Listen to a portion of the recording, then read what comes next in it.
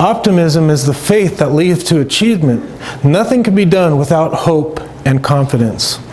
Rational optimism will give you the confidence that you need to stay disciplined in your prudent, diversified strategy so you can get those returns that are available to you. But it takes courage, right? It's not easy. You know, when we're going through a downturn like last January, you don't know when the recovery, Scott doesn't know when the recovery is. I don't know when the recovery is going to come.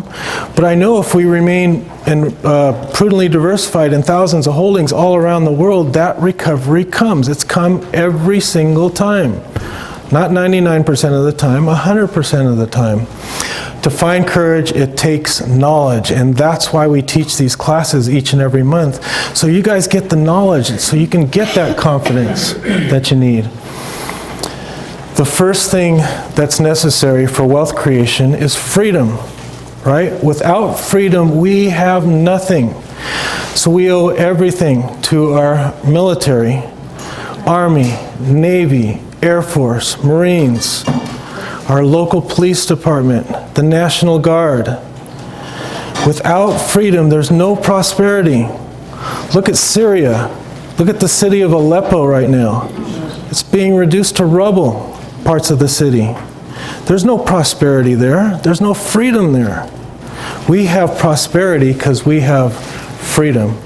Freedom is not free. If we look to the answer as to why for so many years we achieved so much, prospered as no other people on earth, it was because here in this land we unleashed the energy and individual genius of man to a greater extent than has ever been done before. Freedom and the dignity of the individual have been more available and assured here than in any other place on earth.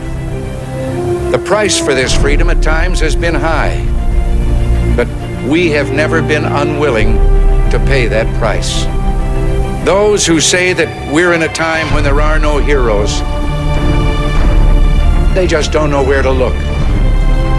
The sloping hills of Arlington National Cemetery, with its row upon row of simple white markers bearing crosses or stars of David, they add up to only a tiny fraction of the price that has been paid for our freedom. Each one of those markers is a monument to the kind of hero I spoke of earlier. Their lives ended in places called Belleau Wood, the Argonne, Omaha Beach, Salerno, and halfway around the world on Guadalcanal, Tarawa, Pork Chop Hill, the Chosin Reservoir, and in 100 rice paddies and jungles of a place called Vietnam. Under one such marker lies a young man, Martin Treptow, who left his job in a small-town barber shop in 1917 to go to France with the famed Rainbow Division. There on the Western Front, he was killed trying to carry a message between battalions under heavy artillery fire. We're told that on his body was found a diary. On the flyleaf, under the heading, "My Pledge," he had written these words: "America must win this war. Therefore I will work, I will save, I will sacrifice, I will endure.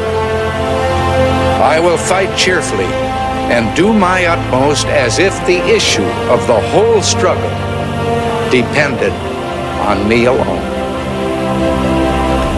We must realize that no arsenal or no weapon in the arsenals of the world is so formidable as the will and moral courage of free men and women. It is a weapon our adversaries in today's world do not have. It is a weapon that we as Americans do have. Let that be understood by those who practice terrorism and prey upon their neighbors. As for the enemies of freedom, those who are potential adversaries, they will be reminded that peace is the highest aspiration of the American people. We will negotiate for it, sacrifice for it. We will not surrender for it now or ever. We are Americans.